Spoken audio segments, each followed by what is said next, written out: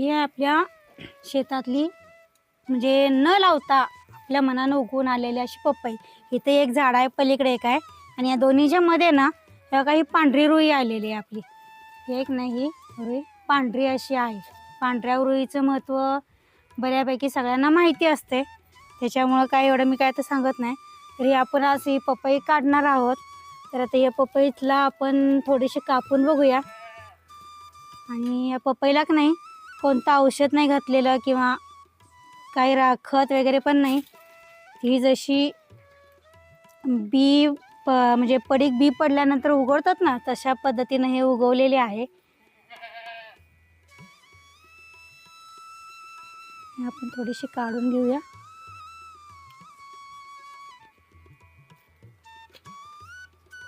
हा, याला बी पण बघा, ह्याच्यात काळ मिट्ट बी आहे मस्तपैकी. बघा ह्याच्यात बी पण दिसतंय किती छान छान. तर बी काढून थोडीशी खाऊन बघूया.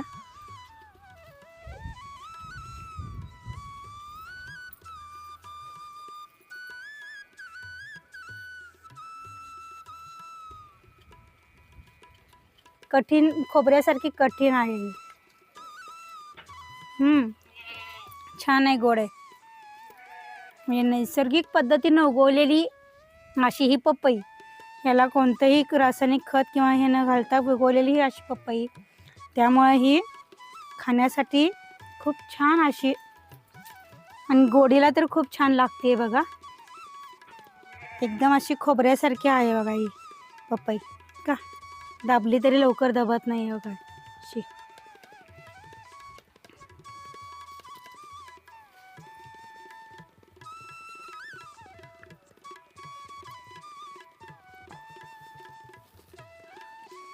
अशी पपई आता मी काढून घेते.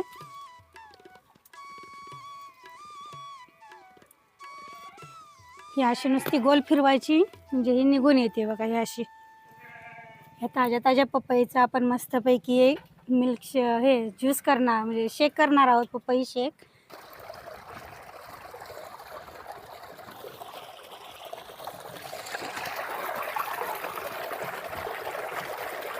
हे आपण मगाशी काढलेली ताजी ताजी पपई बघा.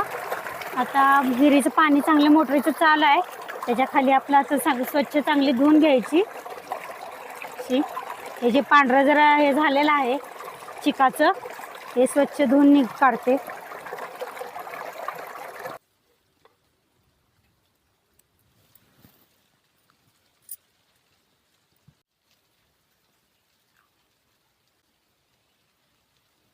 आपण मगाशी जी पपई काढली त्या पपईच्या झाडाची तेव्हा तिकडे झाडं दिसतात, त्याच्या शेजारीच आमचं ऊसाचं शेत आहे. त्याच्या ऊसाच्या शेताच्या बांधावरच बसून आपण ह्या पपईचं आता शेक करणार आहोत. तर ही पपई कापून घ्यायची.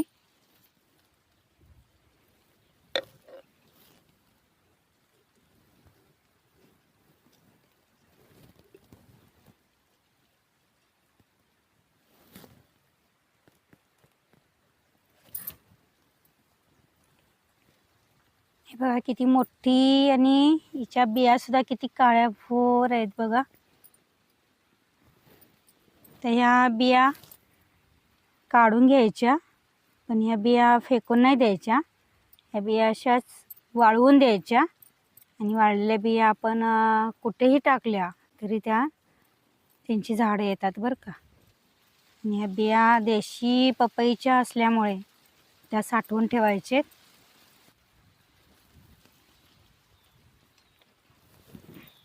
या बिया आता ह्या बुट्टीत काढून घ्यायच्या.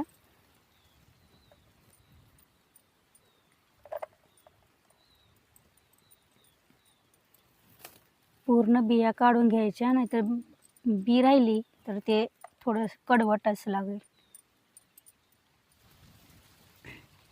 हे आपण बिया पपईच्या ह्या बिया सगळ्या काढून घेतल्यात बघा. तर ह्या आता आपण ह्याचे ह्या पपईची काप काढून घ्यायचे. याचे छोटे छोटे असे काप करून घ्यायचे, की जेणेकरून आपण हे सालीपासून वेगळं करूया. सालीपासून असे वेगळे काढून आपल्याला त्याच्या शेकसाठी गर घेता येईल अशा. आणि हे सालीपासून वेगळे काढायचे. जी साल तेवढी घ्यायची नाही, ही साल कडवट लागेल त्यासाठी. अशा पद्धतीने ह्याची साल वेगळी काढून घ्यायची. पण ज्यांना चेहऱ्यावर असे काळे डाग आहेत, पिंपल्स आलेले आहेत, अशांनी जर अशा पपईची साल चेहऱ्याला एक 4-5 दिवस सलग चोळली आणि पण त्या चोळल्यानंतर धुताना साबण वापरायचा नाही. साबण न वापरता धुवायची. त्यामुळे काळे डाग तर कमी होतातच, पण चेहऱ्याला एक वेगळ्या प्रकारची चमक येते. आणि हे छोटे छोटे पीस केलेत, हे आता आपण बारीक करून घ्यायचे. आता आपण पपईचा शेक बनवणार आहोत, तर त्यासाठी काय काय साहित्य घेतलंय ते आपण पाहूया. तर इथे घेतलेत मी पपईच्या बारीक फोडी करून, एक अर्धा लिंबू, थोडेसे काजूचे तुकडे, थोडे बदामाचे तुकडे, टूटी फ्रुटी, आणि ही घेतली आहे मी वेलचीची पावडर, आणि आपल्याला चवीनुसार थोडीशी साखर कमी जास्त गोडीला टाकायची. हा मी छोटा हाताने चालवायचा ज्युसर आणलेला आहे. तर ह्यात आता आपण पपईच्या फोडे एक एक करून घालून घेऊया.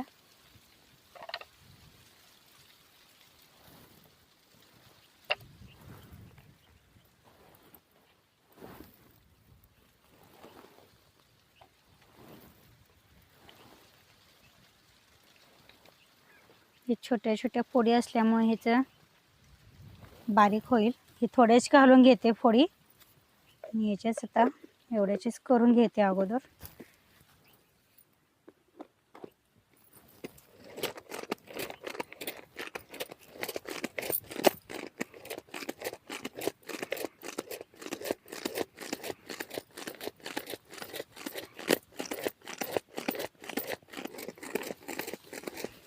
आता आपलं अर्ध कच्चं असं थोडंसं बारीक झालेलं आहे, पूर्ण नाही झालेलं अजून. ह्यात थोडंसं आता आपण ना पाणी, थोडा लिंबूचा रस आणि थोडीशी साखर घालणार आहे.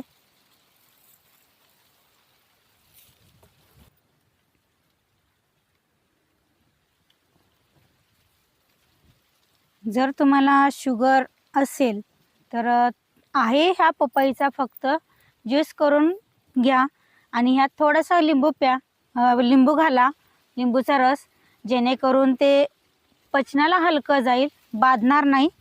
त्यासाठी हा लिंबूचा रस वापरायचा थोडासा, आणि थोडंसं पाणी घालायचं.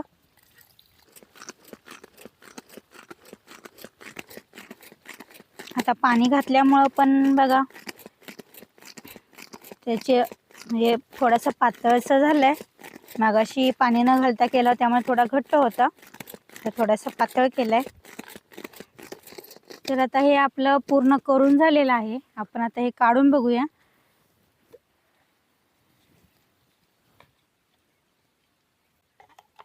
साखर पण घातली होती, ती विरघळली.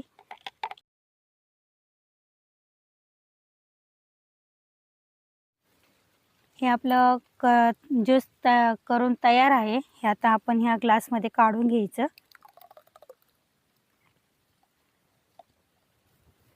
आपल्याला जेवढ्या पद्धतीत घट्ट पातळ हवं आहे तेवढं करून घ्यायचा.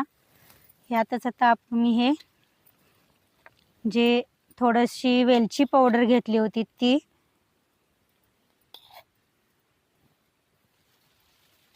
ही वेलची पावडर जी टाकली मी, ते मिक्स करून घ्यायची अशीच.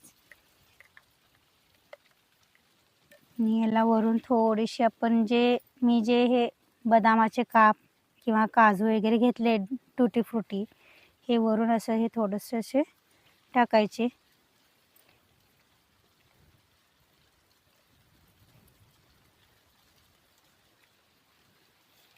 तर झाला का तयार?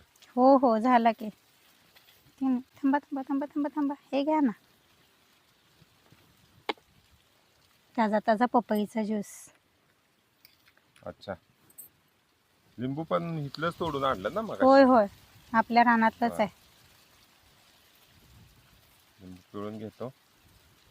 चाखून पाहतो. हा? हो.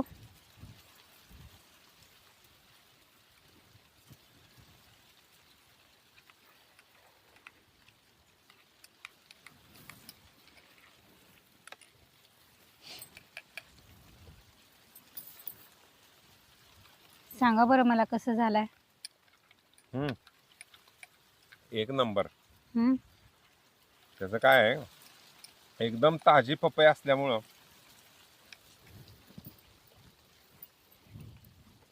खूप छान झालाय. तर मंडळी, पपईचा हा शेक. आता आपण पपईच्या काही आयुर्वेदिक गुणधर्माविषयी जाणून घेऊया. कसं आहे, पपईचा जर तुम्ही रस रोज नित्य सेवन केलं, म्हणजे 5, 10, 15 दिवस ठरवून घ्यायचं. जर तुम्हाला बद्धकोष्ठता, अपचनाचा त्रास असेल तर सगळ्यात गुणकारी म्हणजे हा पपईचा रस, ज्याला आपण शेक सुद्धा म्हणतो. बऱ्याच वेळेला या शेकमध्ये दूध सुद्धा वापरलं जातं. खरं तर कुठल्याही फळाबरोबर दूध हे आयुर्वेदानुसार कुठल्याही फळाबरोबर दूध हे खाऊ नये असा संकेत आहे. जर तुम्हाला याचा 100% आयुर्वेदिक जर परिणाम जाणून घ्यायचा असेल, जर तुम्हाला अनुभवायचा असेल, तर याच्यामध्ये दूध न वापरता तुम्ही असा शेक बनवून तुम्ही प्यायला काहीच हरकत नाही. उपाशीपोटी घ्यायचं. सकाळी उठल्याबरोबर जे आपण सुरुवातीला पाणी पितो, गरम पाणी पितो, गरम पाणी पिल्यानंतर 1 ग्लासभर असा जर तुम्ही ताजा ताजा जर तुम्हाला असा रस करून तुम्हाला जर नित्यसेवन करता आलं, तर बद्धकोष्ठता किंवा मूळव्याधाचे विकार म्हणा किंवा पचनाच्या रिलेटेड असणारे कुठलेही विकार असू देत, हे तुमचे 5 ते 10 दिवसामध्ये 100% गायब होतील याची खात्री आहे. आणि जर असा एकदम ताजा नैसर्गिक पद्धतीनं पिकलेल्या पपईचा जर तुम्ही ज्यूस करून पिलात, तर सगळ्यात गुणकारी असतो. तू पण घे. घेते मी नंतर. तर मंडळी, पपई शेकचा हा व्हिडिओ तुम्हाला कसा वाटला याविषयी आम्हाला कमेंटच्या माध्यमातून नक्की सांगा. आणि अशाच प्रकारचे कोणकोणते व्हिडिओ तुम्हाला पाहायला आवडतील याच्याविषयी सुद्धा आम्हाला कमेंट बॉक्समध्ये नक्की सांगा बरं का. तुर्तास इथेच थांबूया आपण. आमचा गावाकडची चूल हा यूट्यूब चॅनल सबस्क्राईब करा, व्हिडिओला लाईक करा, शेअर करा, तसेच कमेंट करायला विसरू नका. खूप खूप धन्यवाद. धन्यवाद.